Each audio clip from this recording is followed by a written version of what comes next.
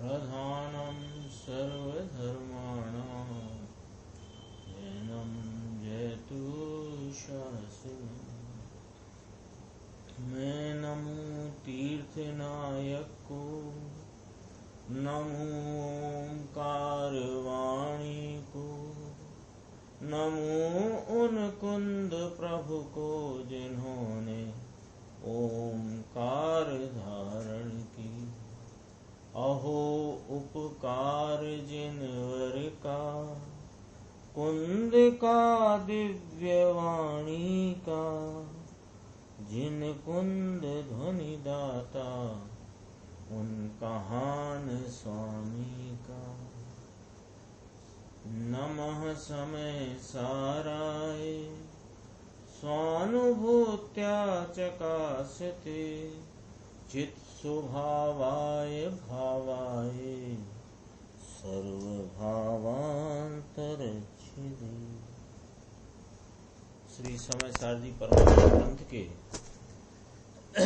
परिशिष्ट रूप से जो 47 शक्तियों का स्वाध्याय अपना चल रहा है, आचार्य अमृतचंद्र भगवान ने जो इस ग्रंथादि राज के परिशिष्ट में 47 शक्तियों की चर्चा की, उसमें अपनी 22वीं शक्ति है आभोक्तृत्व शक्ति, उसकी चर्चा कल प्रारंभ की थी। उसी चर्चा में अपन गुरुदेव श्री के व्याख्यान के आधार से आगे चलते हैं। ये पेज नंबर है आत्म प्रसिद्धि नामक पुस्तक में 261, नीचे से दूसरा वाला बड़ा पैराग्राफ। देखो, यह कोई साधारण ऊपरी बात नहीं है। ये जो चर्चा चलती है, यह जो भाव यहाँ आत्म स्वभाव उसकी चर्चा चलती है, तो यह कोई साधारण ऊपरी बात नहीं है। यह तो आत्मा के अंतर स्वभाव की अपूर्व बात है। एक बार यह बात समझ ले तो अनंत काल का भव भ्रमण मिट जाए, और इसे समझते ही अंतर में महान वीतरागी शांति हो जाए। तो शांति का और दुख से छूटने का तो यही उपाय है, यानी अन्य किसी उपाय से जीव को शांति नहीं हो सकती। कोई इस शरीर में भक्ति पूर्वक चंदन का लेप करे, अथवा कि इसे द्वेष पूर्वक काट डाले, रस मीठा हो कि कड़वा हो, सुगंध हो कि दुर्गंध हो, सुंदर रूप हो कि काला कुबड़ा शरीर हो, कोई प्रशंसा करे या कि निंदा करे, किंतु ज्ञानी जानते हैं कि वे सब मुझसे भिन्न हैं और मैं उन किसी का भोगता नहीं। ये चर्चा अपनी कल से ही चलती आई है कि कोई जीव हो जगत का, वह पर पदार्थ को तो भोग नहीं सकता, लेकिन पराश्रय में यानी पर पदार्थों के प्रति का लक्ष्य करके उपजने वाले हर्ष शोक का वेदन उसकी उपयोग दशा में होता है। उपयोग की एक समय की वर्तती क्षणिक अवस्था में वो उपजे हुए हर्ष शोक का वेदन होता है। ज्ञानी हो कि अज्ञानी हो, जब तक उसको पूर्ण केवल ज्ञान यानी पूर्ण वीतराग दशा नहीं हुई है, तब तक जो हर्ष शोक का परिणाम उपजता है उसका वेदन होता है। इसमें अपन ने 2-3 प्रकार देखे थे कि अज्ञानी ने उस हर्ष शोक में ही एकत्व वर्तता होने से वह उसका भोगता है और मानता ये है कि मैं पर पदार्थों को भोगता हूँ, और वास्तव में यदि देखा जाए उस एक समय की पर्याय मात्र को, तो वह उस समय के उपजे हुए हर्ष शोक का वेदन करता है। लेकिन ऐसे हर्ष शोक का वेदन करने को स्वभाव दृष्टि से देखो तो आत्मा में त्रिकाल ही इसका वेदन भोक्तापना रहे या भोगे, इसका अभाव है, त्रिकाल अभाव है। किसमें? स्वभाव में। तो अपने सामने 2 बातें हैं। एक तो आत्मा वस्तु, इसके स्वभाव में त्रिकाल अभाव है। पर का तो ठीक, पर का तो है ही नहीं, लेकिन हर्ष शोक आदि के भोक्तापने का भी इसमें अभाव है स्वभाव में। और एक समय की पर्याय में वह भोक्तापना चल रहा है। अब यहाँ पर दो प्रकार के जीव हैं। एक तो वे जिन्होंने ये भोक्तापने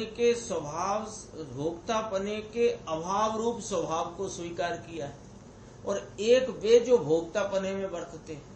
तो जो भोक्तापने में यानी भोक्ता वो हर्ष शोक के परिणाम को मैं भोगता हूँ, पर वस्तु को मैं भोगता हूँ, इस प्रकार के एकत्व रूप अज्ञान में पड़े हैं, वे भोक्ता होते हैं।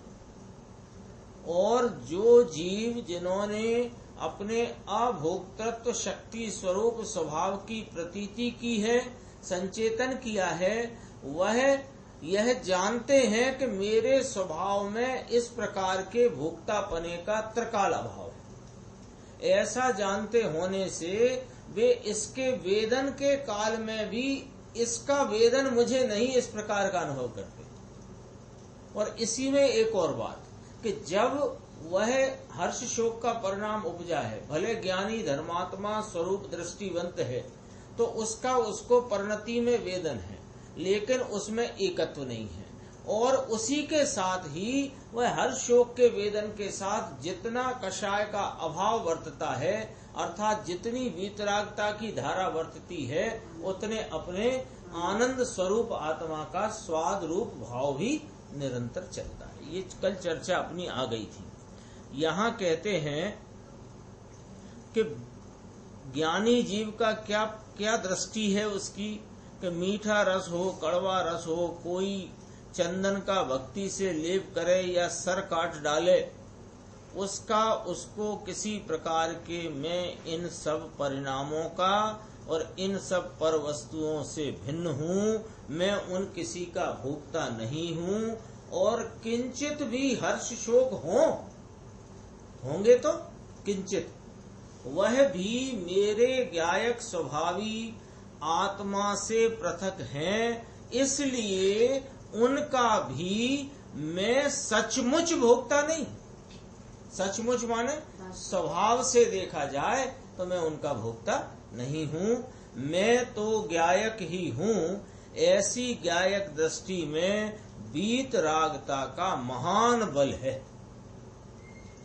ये जो दृष्टि वर्त रही है ना, कैसी ज्ञायक प्रभु आत्मा की दृष्टि वर्तती है, उस दृष्टि में वीतरागता का परिणमन बल रूप चल रहा है। जितनी जितनी कषाय का अभाव है, उतना उतना वीतरागता का परिणमन भी साथ में है। एक समय की जो विकारी दशा है, यहाँ किस विकारी दशा में क्या लेना, हर्ष शोक का परिणाम। एक समय वर्ती हर्ष शोक का जो परिणाम विकारी दशा है, उसे अंतरंग स्वभाव में ढूंढा जाए तो वहां नहीं मिल सकती वह, क्योंकि वहां है नहीं। इसलिए स्वभाव की दृष्टि में आत्मा उसका अकर्ता ही है और अभोक्ता ही है ना। ये कर्तापने की चर्चा अपनी इसके पिछले वाली शक्ति में चली थी, अकर्तत्व शक्ति, और ये चलती है अभोक्तृत्व शक्ति। इसमें थोड़ा अपने को समझना है सब प्रकार से। जैसे कर्तत्व में समझा था कि पर द्रव्य का कुछ कर नहीं सकता, ऐसे ही पर द्रव्य के परिणाम को ये भोग नहीं सकता। और पर द्रव्य के प्रति लक्ष्य करके जो राग आदि होते हैं, उनमें एकत्व करता हुआ उनका कर्ता होता है। ऐसे ही जो हर्ष शोक के परिणाम उपज रहे हैं पराश्रय में, उसमें हर्ष शोक करता हुआ ये उनका भोक्ता होता है। और त्रिकाल स्वभाव में देखो तो राग आदि का कर्तापने का स्वभाव भी नहीं और राग आदि के भोक्तापने का स्वभाव भी नहीं। इसलिए ज्ञानी जानते हैं कि जितना वहां पर जैसा वेदन है, वह वेदन है, वह वेदन के भाव से मैं भिन्न हूँ, ऐसा जानते मानते अनुभव करते होने से वह उस भोक्ता भाव के, वो हर्ष शोक आदि के भोक्ता नहीं होते। देखो, स्वभाव की दृष्टि में आत्मा उसका अकर्ता और अभोक्ता ही है, यह नास्ति से कहा। अस्ति से कहें तो आत्मा अपने निर्विकारी अनुभव का कर्ता भोक्ता है। ऐसी अंतर स्वभाव की दृष्टि बिना अज्ञानी जीव कदाचित पूर्व कथित प्रसंगों में शुभ राग से समता रखे, किंतु उस समता के शुभ परिणामों के उपभोग में ही वह रुक जाता है और उसी को वास्तविक मानता है। ये अपनी जो भूल चल रही है ना, उसकी तरफ एकदम यहाँ पर बारीकी से ध्यान आकृष्ट किया है अपना गुरुदेव श्री ने। क्या चल रही है कि देखो, इसके पराश्रय चल रहा है, यानी परोन्मुक्ता ही चल रही है अनादि से। अज्ञानी की बात है इसमें, लिया ना अज्ञानी जीव। तो अज्ञानी जीव के अनादि से क्या चलता आ रहा है? परोन्मुक्ता, परसन्मुक्ता। और उस प्रकार की उपयोग वृत्ति में निश्चित इसको हर्ष शोक में कोई परिणाम होता है, हर्ष का हो शोक का हो। अब क्या करता है कि ये समता रखना चाहता है, तो समता रखने के लिए ये क्या करता है कि वह अशुभ निमित्तों की तरफ के लक्ष्य से छूटकर प्रशस्त निमित्तों के लक्ष्य में आता है। और वहां आकर के कौन सा राग खड़ा होता है? शुभ राग। और शुभ राग खड़ा होता है तो कषाय कैसी हो जाती है? मंद। तो मंद होने से वहां शोक का अभाव होता है। तो शोक का अभाव हुआ, ये समझता है कि समता हो गई। तो शोक का अभाव तो नहीं हुआ, लेकिन शोक कम हुआ और हर्ष थोड़ा बढ़ा कषाय की मंदता। तो इसको लगता है कि ये मेरे तो अपने को तो भाई साहब बहुत समता रहती है, अपने को तो बहुत समता रहती है, अपने को घर गृहस्थी बच्चे स्कूल जाएं टाइम से ना जाएं अपने को कोई लेना देना नहीं। अपन तो समय से पहले मंदिर आना, प्रक्षाल आदि, पूजन आदि, स्वाध्याय बराबर, अपने तो बहुत समता रहती है। ये समता नहीं है, यह विषमता है। और इस प्रकार के शुभ परिणामों के उपभोग माने भोक्तापना, यानी कषाय की मंदता के भोक्तापने में पड़ करके ये समझता है कि यही आत्मा का असली भाव है और वहां पर ये मगन हो जाता है। उस शुभ परिणाम में कषाय की मंदता के भाव में भगवान की भक्ति हो, बहुमान हो, पूजा हो, समर्पण का अत्यंत कषाय की मंदता वाला भाव हो, ये क्या समझ बैठता है? ये मेरा स्वभाव है। और ये स्वभाव मान करके वहां अपना इसको वास्तविक स्वरूप मानता है। देखो गुरुदेव श्री की लाइन, कौन सी समता बताई यहाँ कि पूर्व कथित प्रसंगों में शुभ राग से समता रखे। पूर्व कथित प्रसंग कैसे? जो अभी कहे थे, कोई काट डाले, कोई भक्ति से तेरे चंदन का लेप करे, सुगंध का संयोग हो, दुर्गंध का संयोग हो, रस में खट्टे मीठे कड़वे आदि इत्यादि प्रकार का संयोग हो, वहां समता रखता है। समता क्या रखता है? थोड़ी कषाय की मंदता में वर्तन होता है और कषाय की मंदता में वर्तन करता हुआ उसको समता मानता है और उन परिणामों को भोगता हुआ ही अपने को मगन हो जाता है और इसी को वास्तविक मानता है। जबकि यह आत्मा का स्वभाव में इस कषाय की मंदता का अंश भी नहीं है। जो वास्तविक स्वभाव है ना, जिसे मूल स्वभाव कहो, वास्तविक स्वभाव कहो, त्रिकाली स्वभाव कहो, अनादि अनंत जो आत्मा का स्वभाव है, उसमें कषाय के अंश का कतरा परमाणु अणु भी नहीं। आत्मा के अभोक्ता स्वभाव की या के अतीन्द्रिय सुख की उसे खबर नहीं है। ये पैराग्राफ में दो बातें अपने सामने आई हैं, अपन थोड़ा ख्याल करते हैं। एक तो यह कि एक समय की जो विकारी दशा में हर्ष शोक रूप कषाय की मंदता तीव्रता का परिणाम है, वो मंदता तीव्रता का अंश मात्र भी स्वभाव में नहीं है। एक बात तो ये कही, ये बात कही तो स्वभाव नहीं है, ये बात होने से अकर्ता और अभोक्ता सिद्ध हुआ। काय का? हर्षोक परिणामों का, विकारी भावों का, स्वभाव की दृष्टि में। अब कहते हैं ये नास्ति से कहा, तो अस्थि से कहते हैं कि आत्मा अपने निर्विकारी अनुभव का कर्ता भोक्ता है। ये बात लाइन इसलिए दोबारा पढ़ी अपन ने क्योंकि आत्मा अकर्ता है, आत्मा अभोक्ता है, ऐसा समझ करके यह मान बैठा कि आत्मा जड़ है। जड़ है ना, जड़, ये जड़ पदार्थ है। ये कांच कुछ कर सकता है? ये खुद की सफाई कर सकता है? कुछ कर सकता है? नहीं। तो ये अकर्ता है और इस पे हथौड़ा मारो, अथवा कि रुई के फोए से इसको साफ करो तो इसको कोई वो उस प्रकार का परिणाम भोगता है कि नहीं? क्यों नहीं भोगता? कि ये तो जड़ है, ऐसा अकर्ता अभोक्ता नहीं है आत्मा। आत्मा हर्ष शोक आदि विकारी भावों का अकर्ता है और उन विकारी भावों का अभोक्ता है, लेकिन अपने निर्विकारी स्वस्वरूप आनंद सुख आदि के अनुभव का संचेतन का करता है और भोगता है। ऐसा अकर्ता न मान लेना, जड़ जैसा।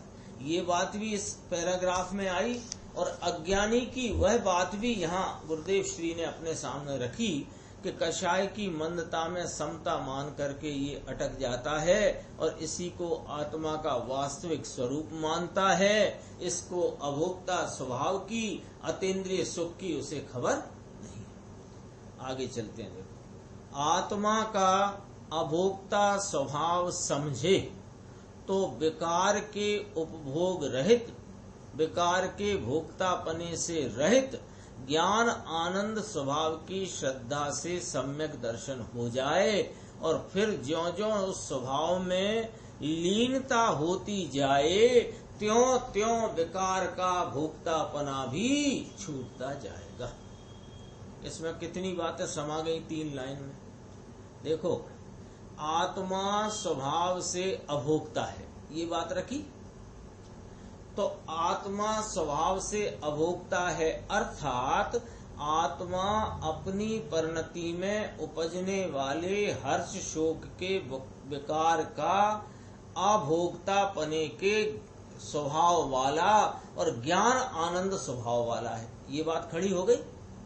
3 लाइन है, 2.5 लाइन, बहुत इसमें माल भर दिया गुरुदेव श्री ने। आत्मा का अभोक्ता स्वभाव है, यानी आत्मा विकारी राग आदि के परिणाम हर्ष शोक के उनके भोक्तापने से रहित है।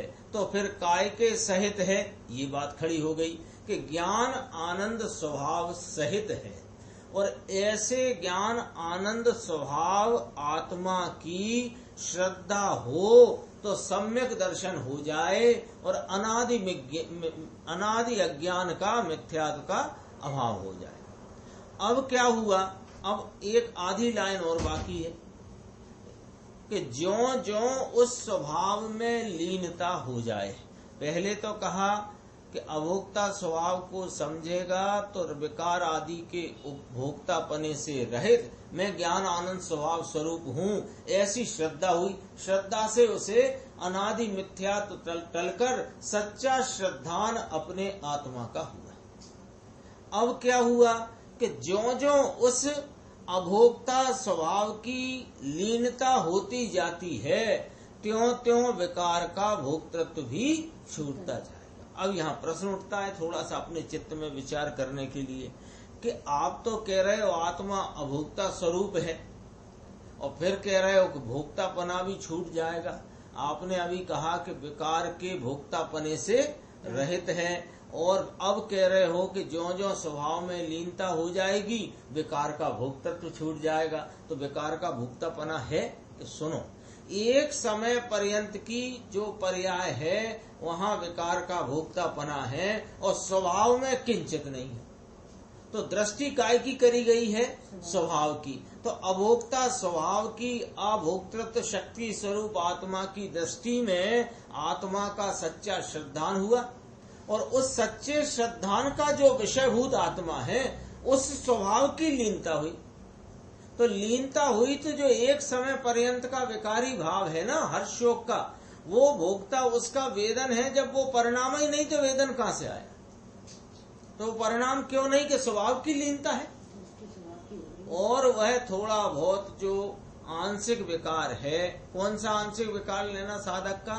कि पूर्णता के अभाव में जितना अभी आंशिक विकार है वह भी छूटता जाता है, शनैः शनैः छूटता जाता है, क्रम क्रम से छूटता जाएगा। जैसे मुनि दशा में आत्म स्वभाव में लीनता से इतना भारी अभोक्तृत्व प्रकट हो गया है, यानी स्वभाव का इतनी प्रचुर पकड़ हो गई है। कौन से स्वभाव की? अभोक्ता स्वभाव की। यह तो अभोक्तृत्व शक्ति की चर्चा है ना। तो अभोक्ता स्वभाव की इतनी पकड़ हो गई है मुनि दशा में, इतना भारी अभोक्तृत्व प्रकट हो गया है कि वहां शरीर पर वस्त्र रखने का भाव ही नहीं रहा, अथवा दो बार बैठ के अच्छा बढ़िया ज्यादा आहार करने के उपभोग का भाव ही नहीं रहा है। और केवल ज्ञान होने पर तो पूर्ण अभोक्तृत्व प्रकट हो जाता है। वहां आहार आदि का भोक्तापना उपभोग सर्वथा ही नहीं होता। ये बात क्यों स्पष्ट करी है उसकी भी 2 लाइन नीचे है। पहले से ही, प्रथम से ही अभोक्तापने की साधना करते करते वहां पर क्या हुआ कि पूर्ण दशा की प्राप्ति हुई। तथापि जो मुनि को वस्त्र की वृत्ति या केवली भगवान के आहार आदि मानता है, उसे खबर ही नहीं है कि कौन सी भूमिका में कैसा अभोक्तापना प्रकट होता है और अपनी दशा में उसको किंचित अभोक्तृत्व नहीं। ये श्वेतांबर आदि में चलती है ना बात। केवली को आहार मानते हैं, मुनि को वस्त्र मानते हैं, अथवा वस्त्र सहित अवस्था को मुनिपना मानते हैं। तो वह उसके मुनि माने क्या, इसकी चर्चा आ गई ना। मुनि माने क्या? मुनि है ना दिगंबर, अपने जिन शासन में मुनि का जो स्वरूप है 3 कषाय चौकड़ी की अभाव रूप प्रचर स्वयं संवेदन की दशा।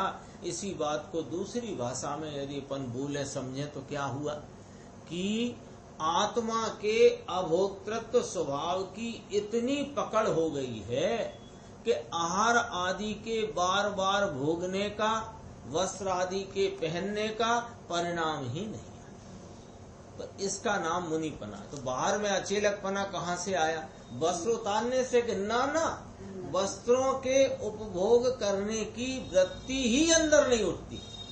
इस प्रकार से अरे जीव, तेरा आत्मा तो आनंद की खान है, उसे इस विकार का या विषयों का उपभोग नहीं हो सकता। अपने ज्ञायक स्वभाव के आनंद का उपभोग छोड़कर अनादिकाल से इन विकार रूपी विषयों का उपभोग कर करके तेरा ज्ञानानंद शरीर क्षीण हो गया है। शरीर क्षीण हो गया। अरे ज्ञानानंद स्वरूप है, उसमें तेरा वहां पर लक्ष्य नहीं है तो मरण ही हो गया है। क्षीण क्या, मरण हो रहा है। इसलिए भाई अब क्या करें कि अब उस विकार का उपभोग न करके अपने ज्ञानानंद स्वरूप की संभाल करो। विकार का भोक्ता होने में तेरा आनंद शरीर क्षीण होता है, इसलिए उस उपभोग को छोड़ो। किसको? विकार को। तो आप तो कह रहे विकार के उपभोग को करता ही नहीं, कि विकार का एक समय पर्यंत का जो वेदन है उसमें तूने सर्वस्व समर्पण किया है, उसको छोड़ो। और जो अनादि अनंत त्रिकाल अभोक्तृत्व स्वरूप है वस्तु, उसको पकड़ो। ये वाला न्याय, ये वाली विधि है। जिन शासन में कहीं भी कैसे भी पढ़ो, समझो, सुनो, विचार करो, एक यही बात बार बार ऊपर उठ करके आती है कि वर्तती पर्याय में विकार की दशा, यानी रोचकता अरोचकता, हर्ष शोक का परिणाम वह चल रहा है और उसका वेदन भी एक एक समय की पर्याय में वर्त रहा है। लेकिन यह सब मेरा स्वरूप नहीं, तो उसका लक्ष्य छोड़ो और जो अपना मूल स्वभाव है ज्ञान आनंद, उसका लक्ष्य करो। ये पूरे जैन शासन में एक ही बात उभर करके आती है। विकार तेरे ज्ञान स्वभाव से पृथक है, उसे भोगने का तेरा स्वभाव नहीं है, इसलिए अंतर में लक्ष्य करके अपने ज्ञायक स्वभाव के अतीन्द्रिय आनंद का उपभोग करो। ये देखो थोड़ा, ये 1940 के प्रवचन है, 1940 ईस्वी सन, यानी अभी से कितने साल हो गए? 80 साल पुराने। और उसमें जो उस समय की जो वातावरण था ना, उसके आधार पर गुरुदेव ने वो उदाहरण स्वरूप बात करी है। देखना, बाह्य में मान प्रतिष्ठा के लिए, चुनाव में मत प्राप्त करने के लिए लोग कितनी दौड़ धूप करते हैं, किंतु स्वयं अपने आत्मा का मत प्राप्त करने का प्रयत्न नहीं करते। मत माने वोट, उस समय चलता था ना ये वो भारत छोड़ो आंदोलन, ये वो सब, तो उसके लिए दौड़ भाग तो बहुत थी लोगों की। लेकिन अपने स्वरूप का क्या मत है, ये राज्य मुझे स्वतंत्र हो जाए और इसकी मुझे गद्दी मिल जाए, इसके लिए दौड़ भाग थी ना नेताओं की। अरे आत्मा का मत प्राप्त कर ले तो मुक्ति पद प्राप्त होगा। तो ये हिंदुस्तान के प्रधानमंत्री बनने का, राष्ट्रपति बनने के पद की दौड़ है ना, ये दौड़ में तू कितनी परेशान हो रहा है। अरे अपने आत्मा का मत प्राप्त कर ले, मत माने जैसा आत्मा है वैसा स्वीकार कर ले तो तुझे मुक्ति पद की प्राप्ति हो। बाह्य में राज पद या प्रधान आदि का पद तो धूल के समान है, उसमें कहीं आत्मा का हित नहीं है, वह वास्तव में आत्मा का पद नहीं है। ये पद शब्द का प्रयोग निर्जरा अधिकार के जो कलश आते हैं ना, उनमें आचार्य अमृतचंद्र भगवान ने किया है। हाँ, अपद है, अपद है, ज्ञायक पद एक तेरा, बाकी है अपद सारे, वो आती चर्चा 201 से कलश नंबर। तथापि उसके लिए जो कि धूल है, आत्मा का पद नहीं है, उसके लिए कितनी दौड़ धूप करता है। यदि अंतर्दृष्टि से आत्मा को संतुष्ट करके उसका मत प्राप्त कर ले तो 3 लोक में प्रधान, उत्कृष्ट, सर्वोत्कृष्ट ऐसे सिद्ध पद की प्राप्ति हो। ये कहा। अभी क्या देखने में आता है ना, लोग बाह्य दृष्टि में जनता को संतुष्ट करने के लिए कितनी दौड़ धूप करते हैं। किसको संतुष्ट करना है? वोटर को। तो वोटर को संतुष्ट करने के लिए उनका वोट मिल जाए तो मुझे प्रधानमंत्री, मुख्यमंत्री आदि की कुर्सी मिल जाए, ऐसी जो तुम्हारी चाहना है, तो कहते हैं वो सब पराधीन भाव है। यहाँ देखो, अंतर्दृष्टि से इस आत्मा को संतुष्ट करो। संतुष्ट करो यानी कि आत्मा का जैसा स्वभाव है उसको अपनी प्रतीति में, अपने संचेतन में ग्रहण करो। तो उससे क्या होगा कि 3 लोक में सबसे प्रधान कौन है? हिंदुस्तान का प्रधानमंत्री प्रधान, राष्ट्रपति प्रधान, और 3 लोक में प्रधान है सिद्ध पद। तो वह सिद्ध पद की प्राप्ति होती है। तो आत्मा का वोट कैसे मिले? लिखा है ना इसमें, आत्मा का मत कैसे प्राप्त होगा, वोट कैसे प्राप्त करें हम आत्मा का। कि सुनो, जैसा आत्मा का स्वभाव है वैसा ही अभिप्राय में यानी कि मति में ग्रहण करे तो आत्मा का मत प्राप्त हो, किंतु जैसा स्वभाव है वैसा न मानकर उससे विरुद्ध माने तो उसे आत्मा का मत नहीं मिल सकता और सिद्ध पद की प्राप्ति नहीं हो सकती। मात्र विकार के उपभोग पर जिसकी दृष्टि है उसकी मति में आत्मा आया ही नहीं है, इसलिए आत्मा का मत उसे मिलता नहीं है, क्योंकि उससे वह विरुद्ध है। इसको क्या चलता है कि विकार का उपभोग पर जिसकी दृष्टि है। विकार के उपभोग पर दृष्टि का अर्थ समझना है थोड़ा अपने कि यह जो परिणति में एक समय पर्यंत का जो कुछ कषाय की तीव्रता का, कषाय की मंदता रूप हर शोक का परिणाम होता है, तो वहाँ यह निरंतर क्या चाहता है? शोक मिटे हर्ष हो, शोक मिटे हर्ष हो, शोक मिटे हर्ष हो। तो तेरी दृष्टि कहाँ पड़ी? परिणाम पर। कषाय की तीव्रता हटे, कषाय मंद हो, तीव्रता हटे, कषाय मंद हो। ऐसा जो तेरा वहाँ विकार के उपभोग पर ही दृष्टि पड़ी है, तो तेरी मति में माने तेरी निर्णय बुद्धि में आत्मा आया नहीं, आत्मा का वोट तेरे विरुद्ध जा रहा है, वह जीव कहाँ विरुद्ध जा रहा है? राग में वोट डाल रहा तू है तो स्वयं आत्मा, तो अपने को अपना वोट नहीं दे रहा, और प्रति समय वोट कहाँ डाल रहा है? राग में। कषाय की तीव्रता को हटा देना है, मंदता को लाना है, हटाना है, मंदता लाना है, इसमें वोट डाल रहा है। वह जीव मिथ्या मति से संसार में भटकता है।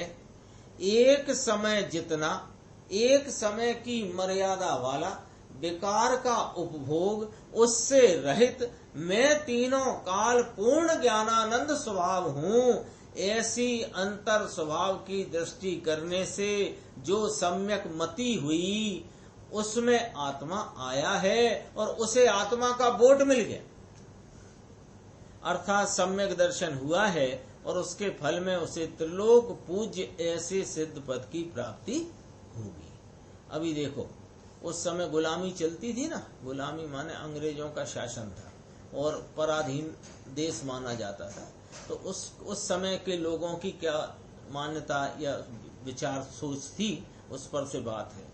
लोग कहते हैं कि अपना देश गुलाम है और गुलाम से धर्म नहीं हो सकता, इसलिए गुलामी की जंजीर तोड़ दो।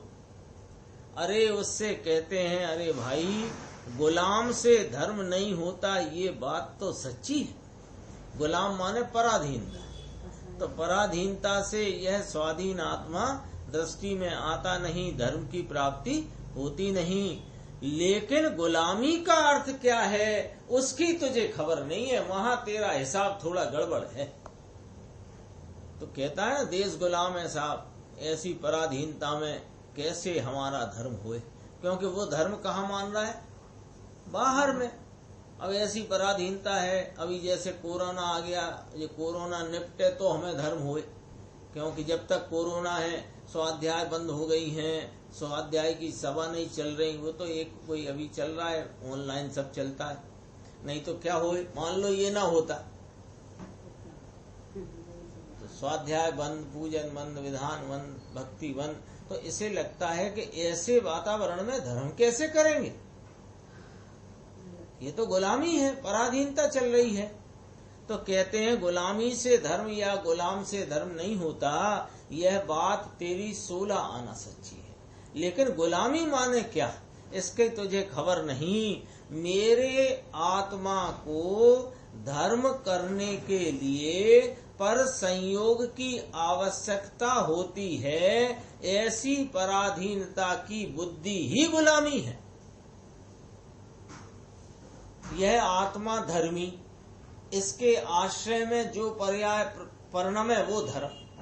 तीसरी चीज काम बता दो, कोई यहाँ रहे हुए द्रव्य कर्म, रहा हुआ ये साथ में नौकर्म और अनेक संयोग, ये जो कुछ भी है ये तेरे से भिन्न है कि तेरे हैं? तो भिन्न है। और इस आत्मा के पास क्या है कि त्रिकाल उपयोग स्वरूप धर्मी है, और उपयोग की वर्तती हुई परिणति है। वो परिणति जब इस धर्मी का अवलंबन ले, उस परिणति का नाम धर्म है। और बताओ धर्म किसे कहते हैं और धर्मी किसे कहते हैं, और धर्म किसके आश्रय से होता है? धर्मी कहाँ है? वो धर्मी है ना, अरिहंत परमात्मा विराजमान है समूह शरण में या कि मंदिरों में। तो वे जो अरिहंत परमात्मा विराजमान हैं, वे धर्मी नहीं है, वे उनके धर्मी हैं। तुम तुम्हारे धर्मी हो, और अपने धर्म स्वरूप धर्मी को वर्तमान उपयोग दशा से निहारने से, पकड़ने से, ग्रहण करने से धर्म होता है। तो धर्म करने के लिए मुझे मंदिर चाहिए, स्वाध्याय कक्ष चाहिए, जनवाणी चाहिए, जनवाणी का श्रवण चाहिए, ज्ञानी गुरु चाहिए, आदि इत्यादि पराधीनता वाले को धर्म नहीं होता है। बहुत गजब की बात है, ये बात समझने में टेढ़ी मेढ़ी हो जाती है। टेढ़ी मेढ़ी क्यों हो जाती है?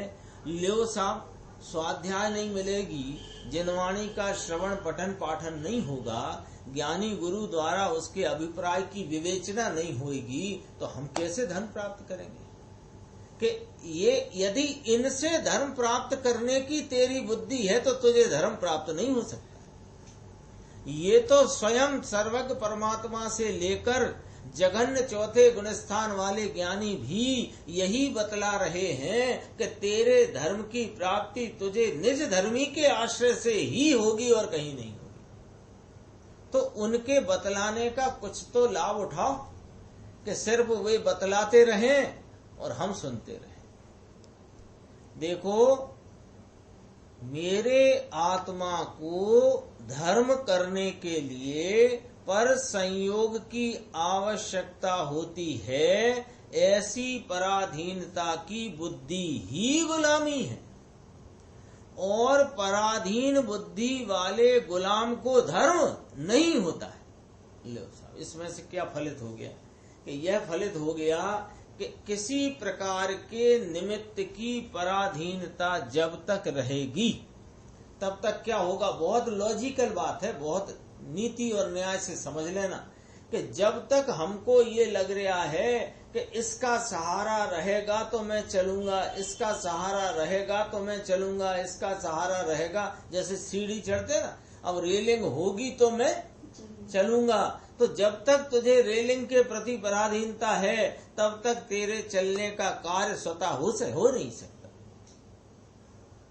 इसको जब तक निमित्त की पराधीनता है तो ये निमित्त पर से दृष्टि छोड़ेगा कैसे, और निमित्त पर से दृष्टि छोड़ेगा नहीं तो ये अपने त्रिकाली उपादान पर दृष्टि आएगी कैसे, और त्रिकाली उपादान पर दृष्टि आएगी नहीं तो क्षणिक उपादान में धर्म आएगा कहां से। ये इतनी गजब की बात है। हम सब सुनते सुनाते हैं, पढ़ते पढ़ाते हैं, लेकिन अभी हमको बार बार कहीं ना कहीं ये बात कचोटती रहती है, ज्ञानी गुरु मिले तो कार्य होए। अरे मिल गए ना, ज्ञानी गुरु तेरे मुंह में चम्मच से सम्यक दर्शन तो डालने वाले हैं नहीं। वे जो बता रहे हैं कि पराधीन बुद्धि वाले गुलाम को कभी धर्म नहीं होता। ये बात सोचो, समझो, विचार करो और स्वाधीनता के परिणमन में आ जाओ। उसने अपने आत्मा को स्वतंत्र नहीं माना किंतु देश आदि पर संयोगों का गुलाम माना है। ज्ञानी तो जानते हैं कि मैं तो ज्ञायक स्वभाव हूँ, मैं संयोग का गुलाम नहीं हूँ। मेरा धर्म संयोगाधीन नहीं है किंतु असंग ज्ञायक स्वभाव के आधार से ही मेरा धर्म है। बोलो,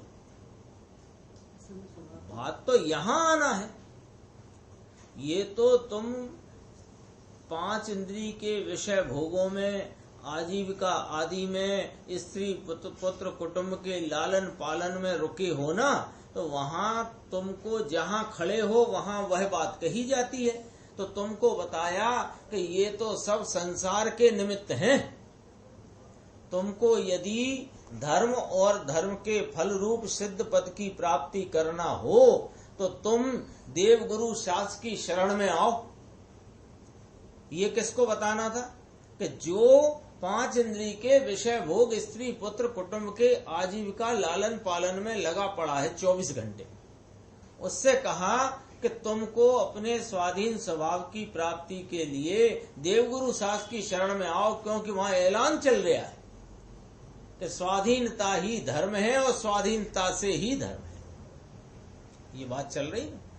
तो अब इसको क्या लगता है कि ये देवगुरु साथ छूट जाएंगे तो कैसे होगा धर्म। तो यही बताने के लिए तो देवगुरु शास्त्र से तुझे मिलवाया था कि इनसे नहीं होता है धर्म। पर इसको बार बार ये बात कचोटती रहती है। कहीं ना कहीं इसके अंतर मन में यह एक विकल्प का जाल चलता रहता है कि ये होए तो ये हो, ये होए तो ये हो, ये होए तो ये हो। लेकिन ज्ञानी कहते हैं, जानते हैं, मानते हैं, मैं तो ज्ञायक स्वभाव हूँ, मैं संयोग का गुलाम नहीं हूँ। धर्म संयोगाधीन नहीं है, वह तो असंग ज्ञायक स्वभाव के आधार से ही मेरा धर्म है। अरे देश गरीब हो या के पराधीन हो तो मैं अपने आत्मा का धर्म नहीं कर सकता, ऐसी पराधीनता मुझ में नहीं है। देश स्वाधीन होए अथवा के पराधीन होए, देश महामारी से युक्त होए कि महामारी से मुक्त होए, मेरे धर्म का क्या बिगड़ रहा है? मेरा धर्मी रोगी नहीं है, इसीलिए तो ज्ञानी सुखी है। कोई इसे आया था अभी हाल ऊपर, किसी भी प्रसंग पढ़ता है ना तो प्रसंग में अज्ञानी अनेक प्रकार की कल्पनाओं से दुखी होता है, और ज्ञानी के पास ऐसी कल्पनाओं का काम नहीं है, वह तो यथार्थ अपने वस्तु स्वरूप को जानने और अनुभवने वाला है। कितनी जोर से बात, 1940-42 के प्रवचन है ना ये, तो उस समय ये आंदोलन बड़ी जोर पे था, और जो अपने जैन समाज के भी बड़े बड़े लोग थे वे सब भी इसमें किसी न किसी रूप में जुड़े रहते थे। गांधी जी भी आए थे राजकोट में गुरुदेव का व्याख्यान सुनने। टोडरमल जी तो और पहले के थे, ये तो 1940 की बात है। 40-42 से आंदोलन तेज हुआ था, 47 में देश आजाद हुआ था। उस समय बीच में गांधी जी आए राजकोट में गुरुदेव श्री का व्याख्यान सुनने, तो गुरुदेव श्री कोई गांधी जी को लक्ष्य करके नहीं, सहज में ही जैसी उनकी शैली है, उन्होंने कहा कि मैं देश की सेवा करूं, देश को आजाद कराऊं, ऐसा तू कर सकता नहीं, और माने तो मूढ़ है। वो फिर चर्चा चली थी, गांधी जी ने रामजी भाई से कहा तुम्हारे गुरु ने मुझे मूढ़ कहा। उन्होंने कहा कि तुमसे नहीं कहा, वो तो है ही जगत की बात। देखो यहाँ चलती है कि देश स्वाधीन हो या पराधीन हो, किंतु मैं चाहूं जब अपने गायक स्वभाव के आश्रय से अपने आत्मा का धर्म सम्यक श्रद्धा ज्ञान चारित्र कर सकता हूं। वास्तव में तो अनंत गुणों की बस्ती से भरा हुआ असंख्य प्रदेशी आत्मा ही मेरा स्वदेश है। यहाँ तो कहते हैं कि विकार भाव भी नित्य ज्ञायक स्वभावी आत्मा से पर है। तो ये जो स्वदेश बताया ना, ये अनंत गुणों के बसाहट रूप असंख्य प्रदेशी ये आत्मा मेरा स्वदेश है। और यहाँ जो एक समय पर्यंत का परिणमित होता हुआ राग का विकारी भाव है, वह मेरे इस स्वदेश से बाहर है। वो एक आती चर्चा आत्मा के प्रदेशों में है कि ना आत्मा के प्रदेश न्यारे हैं और विकार के प्रदेश न्यारे हैं। ये जब तक बात बैठेगी नहीं ना, जबरन नहीं बिठाना कि 181, 82, 83 गाथा में कहा है, ऐसे नहीं। वहां कहा है तो उसको पकड़ना और उसको न्याय से बराबर तौलना और युक्ति से समझना और समझ करके हाँ करना, ऐसे नहीं। तो ये जो स्वदेश है, ये स्वदेश मेरा अनंत गुणों की बसाहट रूप संख्यात प्रदेशी जो स्वदेश है, ये स्वदेश में विकार का एक भी अंश नहीं। लिखा है, इसी में लिखा है, विकार भाव भी नित्य ज्ञायक स्वभावी आत्मा से पर है, भिन्न है, उसका उपभोग करना भी आत्मा का स्वभाव नहीं। तो फिर लक्ष्मी आदि बाह्य पदार्थों की तो क्या बात है। एक यहाँ कार्तिकेय अनुप्रेक्षा नामक ग्रंथ में से एक प्रश्न आया है, बहुत चर्चा इसमें अपन समझने लायक है। देखो कहते हैं कि कार्तिकेय स्वामी ने 12 अनुप्रेक्षा गाथा 12 में क्या लिखा है कि मैं कृपण को लक्ष्मी का उपभोग कहा है, और यहाँ आप कहते हैं कि आत्मा उसका अभोक्ता है। यह कैसे? कृपण माने नहीं, कंजूस नहीं, कृपण माने हीन समझ लो, दीन में दीन है ना, ये दीन जो होता है वो उसको क्या चलती है, लक्ष्मी की कामना रहती है ना, तो लक्ष्मी की कामना और उसके भोगने का भाव। तो कृपण माने विपन्न, संपन्न और विपन्न होता है ना, तो विपन्न दीन है ही नहीं।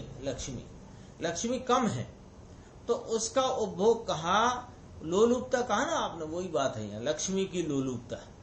तो कृपण है ना, वो कृपण है कि लक्ष्मी मिले उसे लक्ष्मी का उपभोग कहा गया है कार्तिकेय स्वामी 12 अनुप्रेक्षा में। और आप कह रहे हो कि आत्मा उसका अभोक्ता है, लक्ष्मी का तो है ही, और उसके प्रति के राग का भी अभोक्ता है स्वभाव से। यही चर्चा है ना अपनी। अब देखो उत्तर क्या कहते हैं। वहां जो कहा कार्तिकेय स्वामी ने, वहां तो जो जीव लक्ष्मी की लोलुपता से तीव्र लोभ परिणाम में डूब रहा है, उसका ममत्व परिणाम कुछ कम कराने के लिए लक्ष्मी का उपभोग करना कहा है।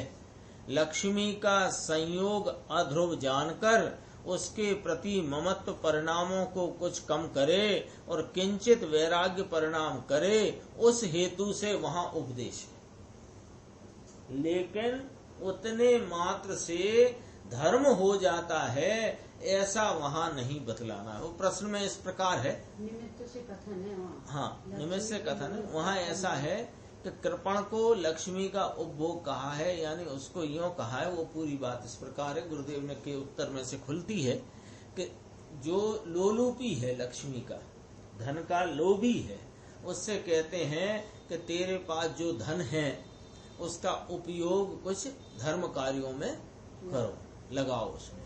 तो ये क्यों कहा कि तेरा उसके प्रति बहुत तीव्र ममत्व परिणाम चलता है, तो ये धर्म कार्यों में उसका उपभोग करे, परोपकार में करे, तो उससे क्या होगा कि उसके ममत्व परिणाम कुछ कम होएं और वह अपने उनके वैराग्य, वो वाला वैराग्य नहीं, वो जो लक्ष्मी के प्रति की अति आसक्ति है वो थोड़ी कम हो, ये अपेक्षा से वहां पर कथन है। चरणानी योग का ग्रंथ है ना। लेकिन उतने मात्र से धर्म हो जाता है, ऐसा वहां भी नहीं बतलाना है।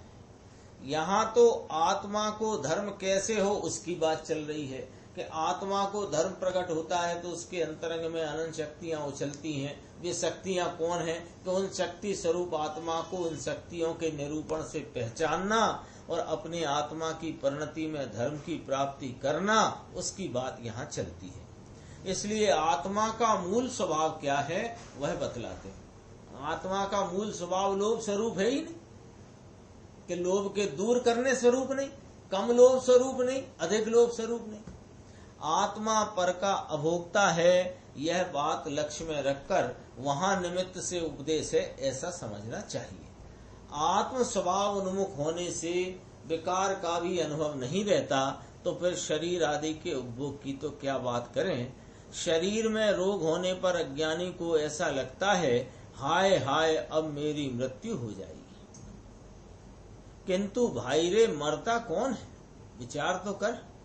ये बार बार आता है ना, शरीर में रोग है अथवा देश विदेश में महामारी है, तो लगता है हाय हाय अब मैं न बचूंगा, मेरी मृत्यु हो जाएगी। तो वहां जरा विचार करके निर्णय करना भैया।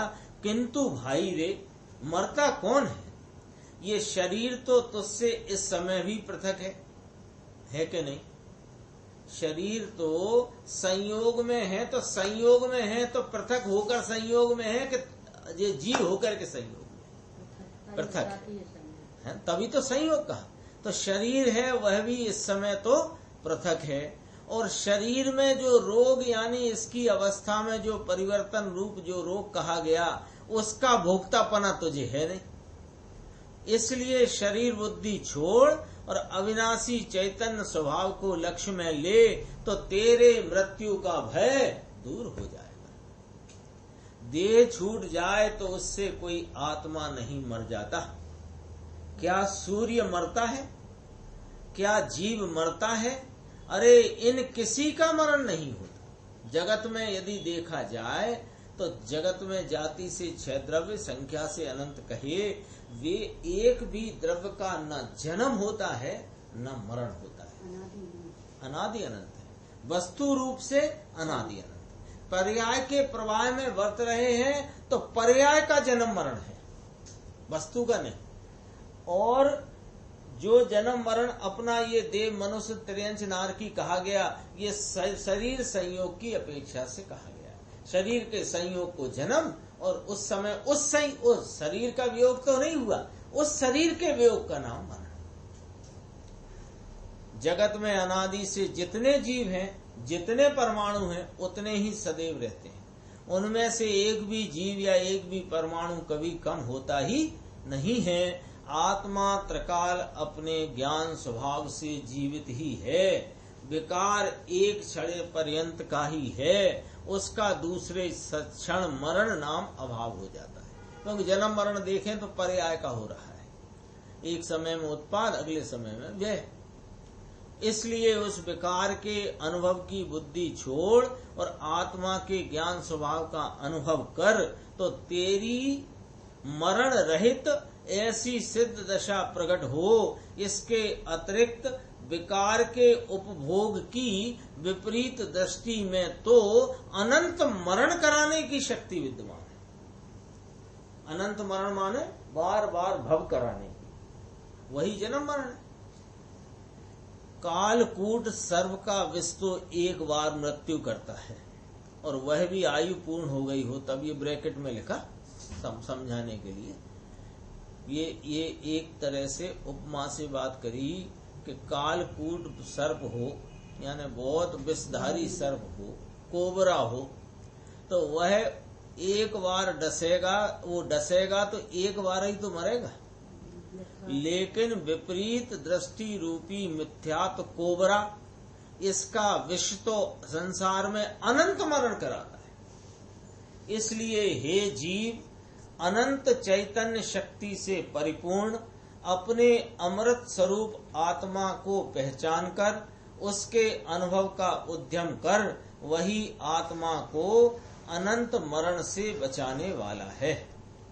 किंचित प्रतिकूलता आए अथवा चिंता हो, वहां तो अरे रे मेरा आत्मा चिंता के बोझ से दब गया, ऐसा अज्ञानी को लगता है। चिंता नाम वही उसी प्रकार के हर्ष शोक राग आदि की विकारी अवस्था, और वह जो जरा उसका जोर पकड़ता है ना, जोर माने वो विकल्पों की वृत्ति का उत्थान तीव्रता में होता है, तो इसको लगता है मैं तो चिंता के मारे दब गया। कौन दब गया? आत्मा। ज्ञानी उससे कहते हैं, अरे भाई, चिंता के बोझ से दब जाना ऐसा तेरे आत्मा का स्वभाव नहीं है। क्यों नहीं है? कि तेरे आत्मा में ऐसा अभोक्ता स्वभाव है कि वह चिंता के परिणाम को भोगता ही नहीं। इसलिए तू आकुलित ना हो। चिंता के अभोक्ता ऐसे अपने ज्ञायक स्वभाव को लक्ष्य में ले, ज्ञान स्वभाव के लक्ष्य से तुझे ज्ञाता परिणाम के अनाकुल आनंद का वेदन होगा, और उस आनंद का ही भोक्ता होना तेरा स्वभाव है। कभी कभी ज्ञानी को भी चिंता परिणाम होते हैं, किंतु ऐसे आनंद स्वभाव के वेदन की अधिकता में उन्हें चिंता की अधिकता कभी नहीं होती। इसलिए उन्हें उलझन नहीं होती, शंका नहीं होती। वे सचमुच चिंता या हर्ष के भोक्ता नहीं हैं, उनका भोक्तृत्व तो उनके विलीन हो गया है। किनका? वह रागादि हर्ष शोक के परिणाम का वेदन भोक्तापना उनके विलीन हो गया है, उन्हें तो आनंद का भोक्तृत्व है। इस शक्ति के संदर्भ में थोड़ी चर्चा और है, वह अपन आगे की स्वाध्याय में लेंगे। निज निधि निज में बताई, यह अनंत उपकार है, उसके लिए जिन वाणी माँ को वंदना शत बार है।